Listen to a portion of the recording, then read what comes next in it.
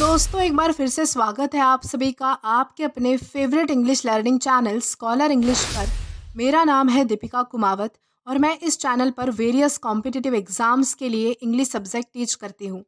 तो बेसिकली आज के इस वीडियो में हम डिस्कस करने जा रहे हैं द हिंदू एडिटोरियल का वोकैब एनालिसिस। आशा करती हूँ कि आप इन सेशंस के साथ रेगुलरली जुड़ रहे हैं और इनका बेनिफिट भी उठा रहे हैं, क्योंकि इन सेशंस का मकसद है आपकी वोकैब पावर को और ज़्यादा इन्हांस करना। और ये जो वोकैब सेशंस है ये बैंक, एसएससी, रेलवे, यूपीएससी या फिर किसी भी कॉम्पिटिटिव एग्ज़ाम के लिए इक्वली बहुत ही ज़्यादा इम्पॉर्टेंट है। तो चलिए और ज़्यादा देर ना करते हुए बढ़ते हैं हमारे वीडियो की ओर और जानते हैं कि आज का हमारा सबसे पहला वर्ड कौन सा है। तो आज का हमारा सबसे पहला वर्ड है पेस्ट्रॉल। पेस्ट्रॉल का मतलब होता है ग्रामीण, यानी कि जो गांव से रिलेटेड होता है, रूरल एरिया से रिलेटेड होता है, उसे कहा जाएगा पेस्ट्रॉल। और ये हमारे पास पार्ट्स ऑफ स्पीच में एग्जेक्टिव है, यानी कि विशेषण है। सिनोनिम इसका होता है रूरल। रूरल का मतलब होता है ग्रामीण, यानी कि गांव।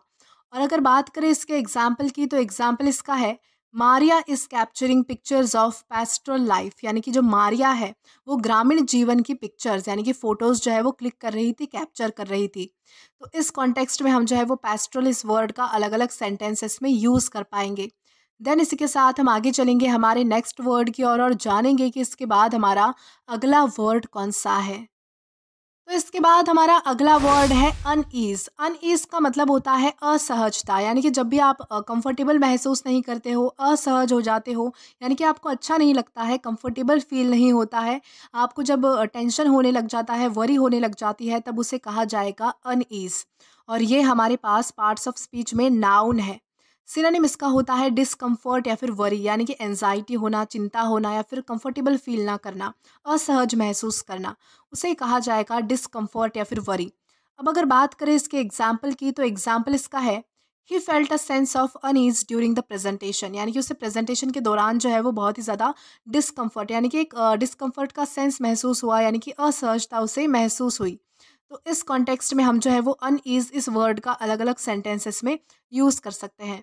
देन इसी के साथ हम आगे जाएंगे हमारे नेक्स्ट वर्ड की ओर और जानेंगे कि इसके बाद हमारा अगला वर्ड कौन सा है। तो इसके बाद हमारा अगला वर्ड है सियर। सियर का मतलब होता है भविष्यवक्ता, यानी कि ऐसा व्यक्ति जिसके पास फ्यूचर बताने वाली कोई सुपर नेचुरल पावर होती है। यानी कि बहुत बार आप देखते हो कि कोई भविष्यवाणी करता है, यानी कि जो ऐसे व्यक्ति होते हैं, स्पेशली जो कि एस्ट्रोलॉजर्स होते हैं, जो हमारी भविष्यवाणी करते हैं, हमारे फ्यूचर के बारे में कुछ बताते हैं, ऐसे लोगों को जो है वो सियर कहा जाता है, यानी कि जो भविष्यवाणी करते हैं, भविष्यवक्ता जिसे हम कहेंगे, उसे कहा जाएगा सियर। और ये हमारे पास पार्ट्स ऑफ स्पीच में नाउन है।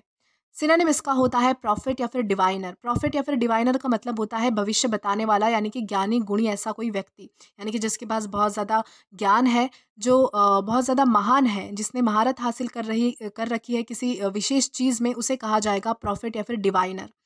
अब अगर बात करें इसके एग्जाम्पल की, तो एग्जाम्पल इसका है the businessman visits the seer to seek guidance on his company's growth, यानी कि एक बिजनेसमैन यानी कि जो एक व्यापारी है वो किसी सीयर के पास, यानी कि भविष्यवक्ता, भविष्य बताने वाले व्यक्ति के पास गया ताकि वो अपने कंपनी के ग्रोथ से रिलेटेड कुछ गाइडेंस पा सके। तो इस कॉन्टेक्स्ट में हम जो है वो सीयर इस वर्ड का अलग अलग सेंटेंसेस में यूज़ कर पाएंगे। देन इसी के साथ हम आगे जाएंगे हमारे नेक्स्ट वर्ड की ओर और जानेंगे कि इसके बाद हमारा अगला वर्ड कौन सा है। तो इसके बाद हमारा अगला वर्ड है डोल। डोल का मतलब होता है भत्ता, यानी कि निधि, पैसा। यानी कि जब भी गवर्नमेंट द्वारा जो है वो किसी ज़रूरतमंद व्यक्ति को सहायता के नाते पैसे दिए जाते हैं, यानी कि जब वो एज अ हेल्प किसी को पैसे प्रोवाइड करते हैं, फंड प्रोवाइड करते हैं, तो उसे कहा जाएगा डोल। और ये हमारे पास पार्ट्स ऑफ स्पीच में नाउन है।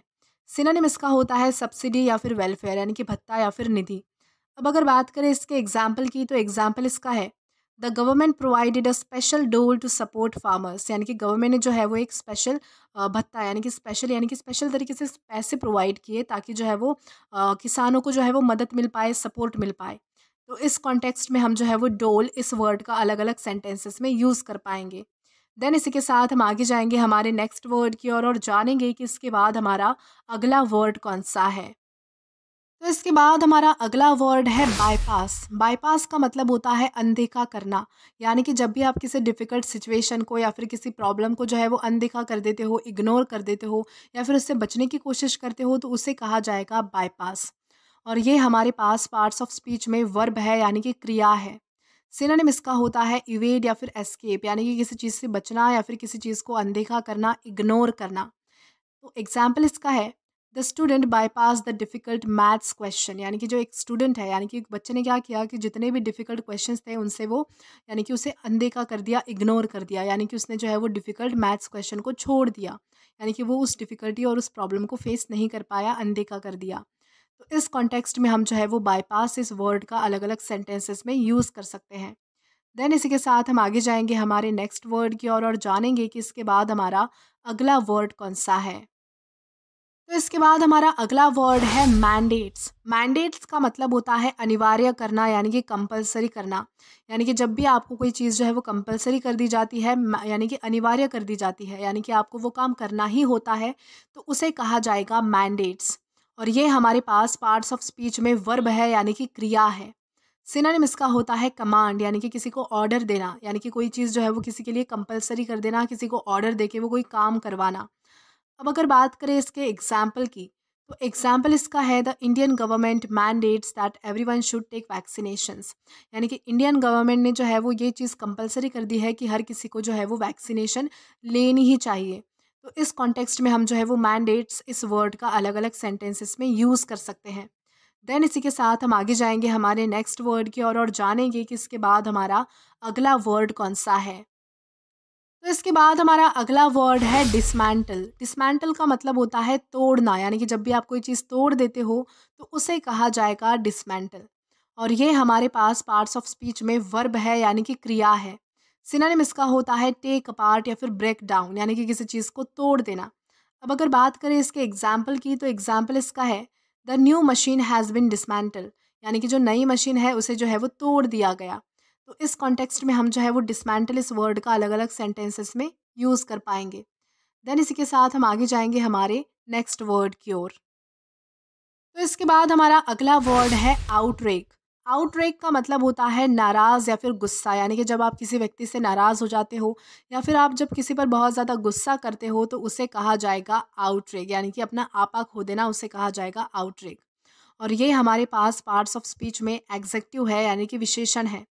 सिनोनिम इसका होता है फ्यूरियस या फिर एंग्री, यानी कि बहुत ज़्यादा गुस्सा आना।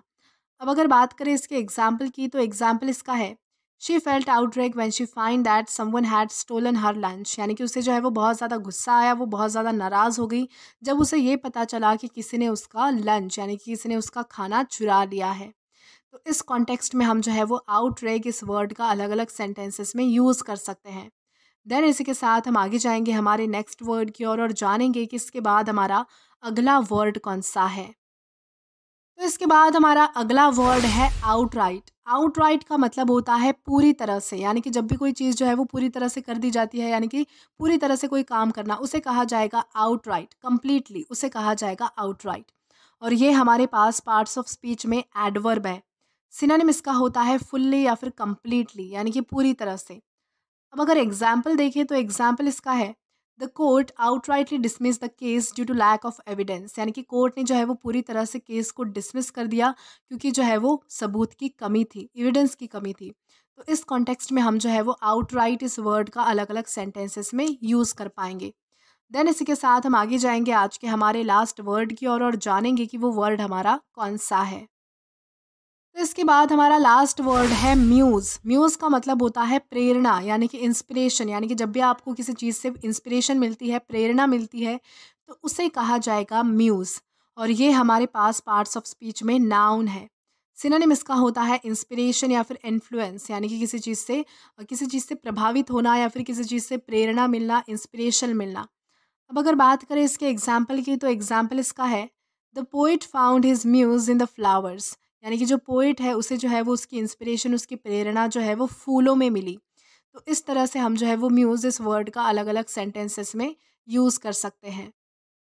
तो दोस्तों आज के लिए बस इतना ही। आज की इस क्लास का पीडीएफ आप हमारे टेलीग्राम चैनल के थ्रू एक्सेस कर सकते हैं। और अगर आपने अभी तक हमारा टेलीग्राम चैनल ज्वाइन नहीं किया है तो टेलीग्राम पर English with Deepika Kumawat search करके या फिर डिस्क्रिप्शन में दिए गए लिंक के थ्रू डायरेक्ट आप हमारा टेलीग्राम चैनल ज्वाइन कर सकते हैं, ताकि आप कभी भी वीडियो से रिलेटेड कोई भी अपडेट मिस ना करें। और अगर आपको आज का ये वीडियो पसंद आया है या फिर अच्छा लगा है तो do like this video, subscribe the channel and share as much as you can. और अगर आपने इससे पहले वाले वीडियोस नहीं देखे हैं तो यहाँ पर मैंने एक प्लेलिस्ट प्रोवाइड की है, जहाँ पर आप क्लिक करके वो सभी पहले वाले वीडियोस भी एक्सप्लोर कर सकते हैं। Till then keep learning. Thank you.